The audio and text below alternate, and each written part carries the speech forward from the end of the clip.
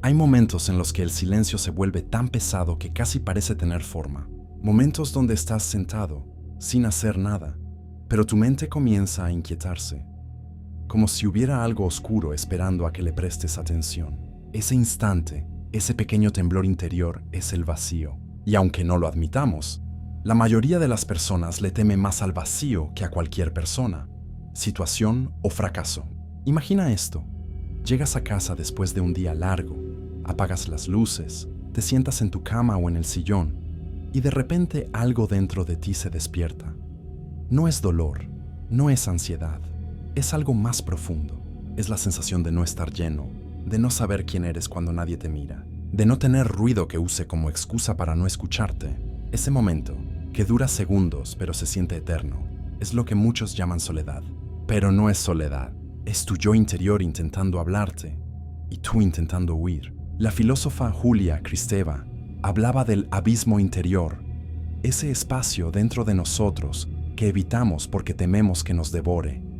Y Byung-Chul Han explica que vivimos en una sociedad tan saturada de estímulos que ya no sabemos estar con nosotros mismos. El ruido nos calma, el silencio nos confronta. Y es ahí donde empieza la historia real de este video.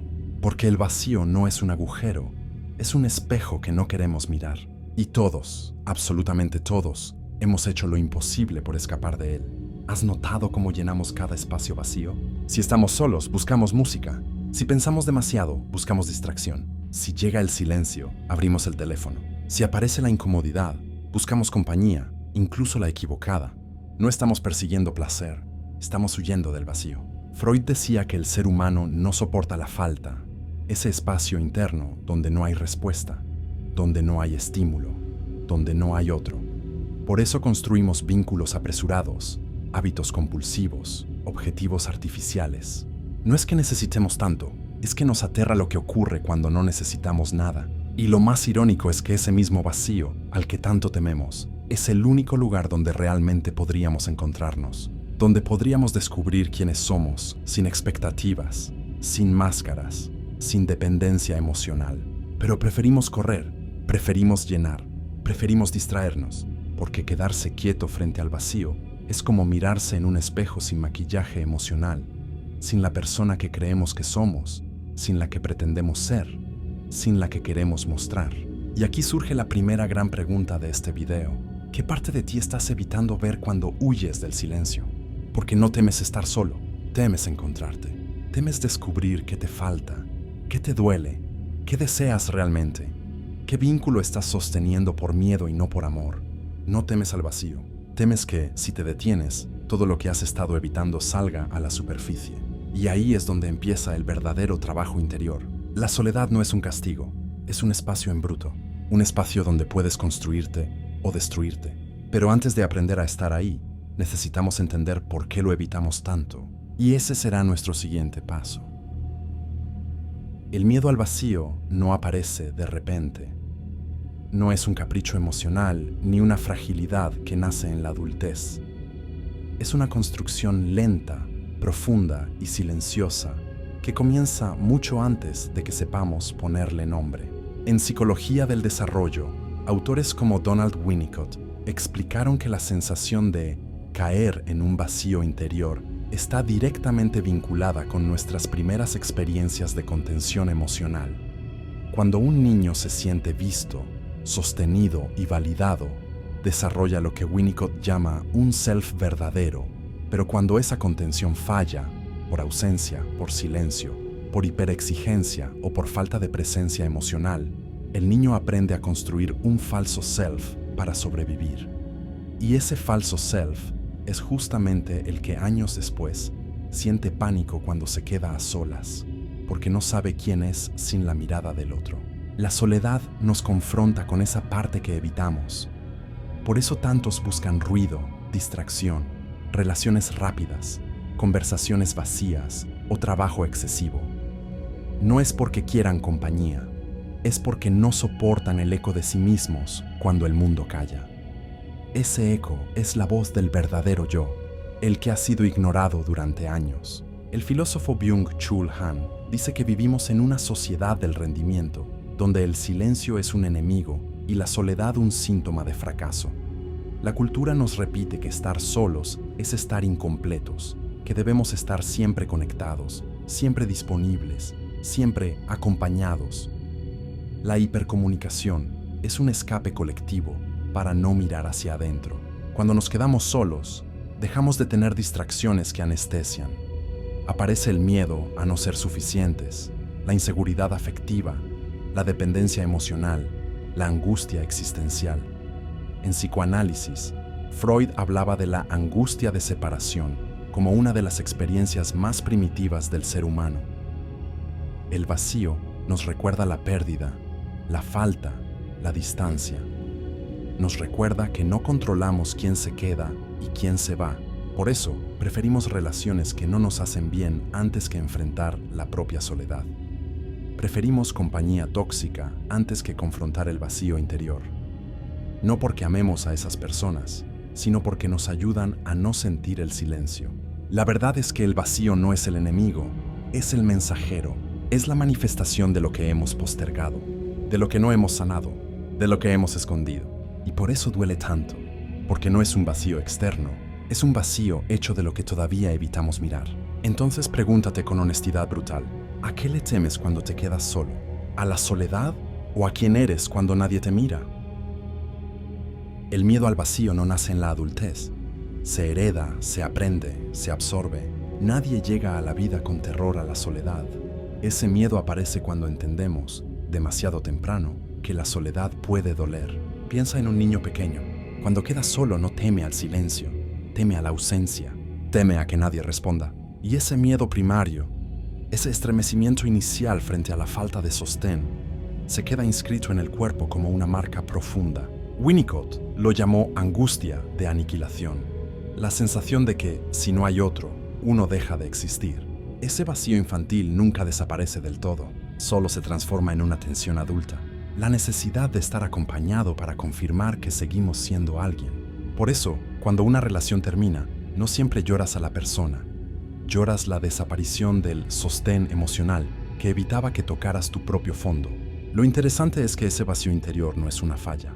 Es una estructura, un espacio que todos llevamos dentro y que debería servir para crecer, no para paralizar. Pero la cultura moderna nos enseñó a creer que cualquier espacio en blanco es una amenaza. Si no hay estímulo, hay angustia. Si no hay compañía, hay carencia. Si no hay movimiento, algo está mal. Vivimos rodeados de ruido precisamente porque tememos lo que podría decirnos el silencio. Byung-Chul Han afirma en La Sociedad del Cansancio que el ser humano contemporáneo ya no es capaz de quedarse consigo mismo, porque el sistema lo empuja a la hiperactividad para evitar que piense. No es casual que la mayoría de la gente encienda el celular apenas siente un vacío de un segundo.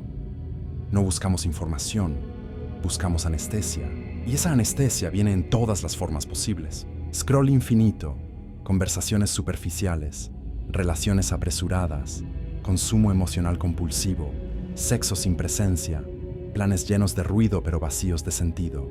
Todo para evitar el encuentro más temido, el encuentro con uno mismo.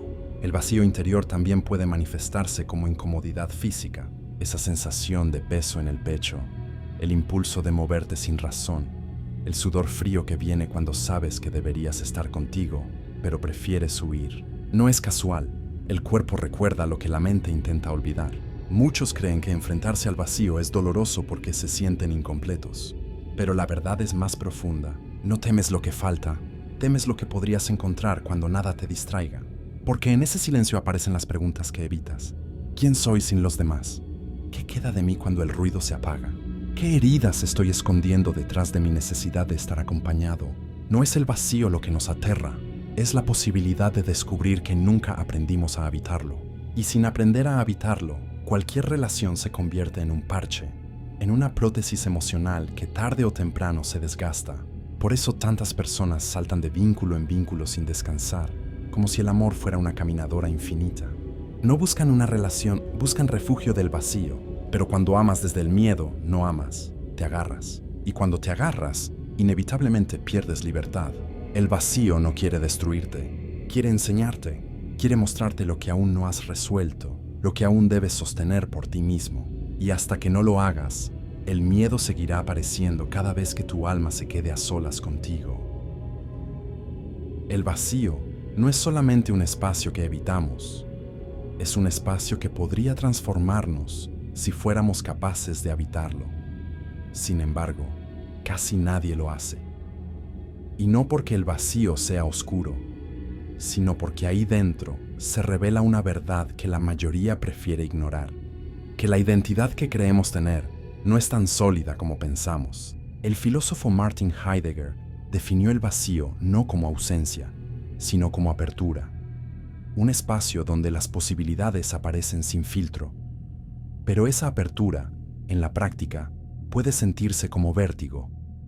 Cuando nada te sostiene afuera, aparece la pregunta más temida: ¿quién soy cuando nadie me mira? Por eso es más fácil llenar el silencio con ruido, llenar la soledad con relaciones superficiales y llenar el tiempo con distracciones que no aportan nada.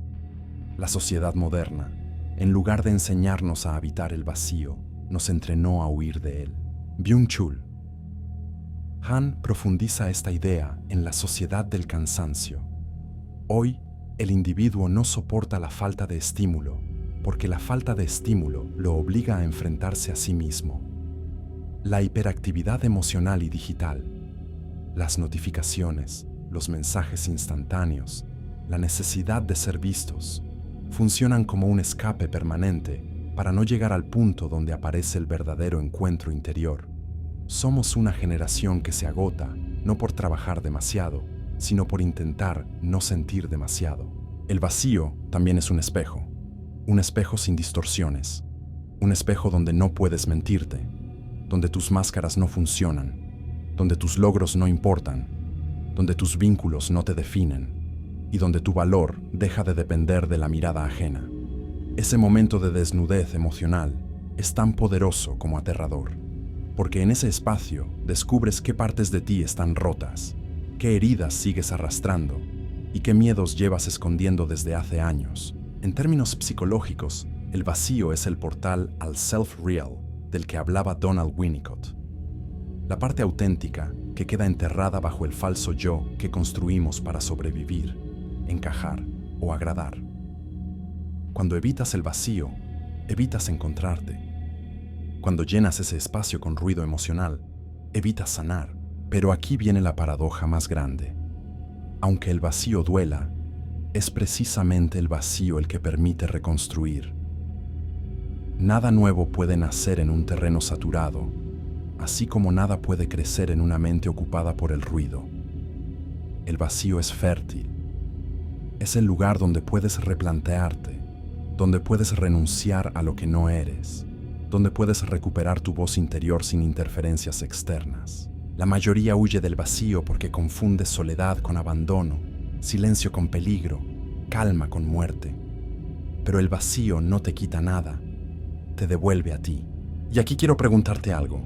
¿Hace cuánto tiempo no te sientas contigo mismo sin ruido, sin distracciones, sin intentar escapar de lo que aparece? ¿Hace cuánto tiempo no entras en el vacío para ver qué versión de ti está esperando ser escuchada? El vacío no es un enemigo. Es un territorio sagrado que muy pocas personas se atreven a pisar, y quienes lo hacen nunca vuelven a ser los mismos. Hay un error muy común que casi todos cometemos cuando sentimos el vacío. Intentamos llenarlo con cualquier cosa, con personas, con ruido, con notificaciones, con conversaciones que no significan nada, con relaciones que no deberían haber empezado, con pantallas encendidas toda la noche. Hacemos cualquier cosa menos quedarnos quietos. Porque en la quietud aparece lo que evitamos, la pregunta incómoda: ¿por qué tengo tanto miedo de estar conmigo mismo? Desde hace décadas la psicología ha observado este patrón. El psicoanalista Donald Winnicott, por ejemplo, decía que la mayoría de los adultos no soporta la experiencia de estar a solas, no porque sea dañina, sino porque revela una verdad emocional, que no sabemos darnos a nosotros mismos lo que exigimos desesperadamente a los demás. Pedimos atención porque no sabemos atendernos. Pedimos cariño porque no sabemos hablarnos con compasión.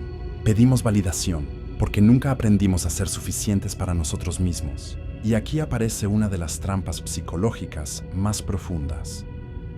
Cuando sentimos el vacío interior, buscamos resolverlo con algo externo, pero lo externo nunca llena lo interno, solo lo anestesia, y como toda anestesia pasa rápido y la herida sigue allí. Por eso vemos relaciones que comienzan solo para no estar solo. Por eso vemos vínculos que duran años sin amor, pero con miedo. Por eso hay personas que salen de una relación el domingo y empiezan otra el martes. No porque hayan encontrado algo mejor, sino porque no soportan el silencio que llega después. Ese silencio que confronta, ese silencio que revela. Byung-Chul Han lo explica muy bien. Vivimos en una época donde lo social, lo rápido y lo ruidoso se volvió obligatorio. La sociedad de la hiperconexión convierte la soledad en una especie de castigo, como si quien está solo hubiera fracasado. Pero ¿sabes qué es lo irónico? Nunca hemos estado más acompañados y, al mismo tiempo, nunca nos hemos sentido más vacíos. La compañía ya no es compañía, es distracción, es anestesia emocional. La neurociencia también lo respalda. El cerebro, cuando no recibe estímulos externos, activa algo que se llama Default Mode Network, la red neuronal por defecto. Ahí aparecen la memoria profunda, las emociones sin procesar, los traumas, las preguntas existenciales. Ese es el momento en que el vacío nos habla. Y es justo el momento en que la mayoría corre a buscar el celular, una conversación rápida, un ¿qué haces?, enviado a la persona incorrecta. No es casualidad. Estamos entrenados para huir. Nadie nos enseñó a sostener el vacío con calma, a verlo sin miedo, a escucharlo sin querer borrarlo.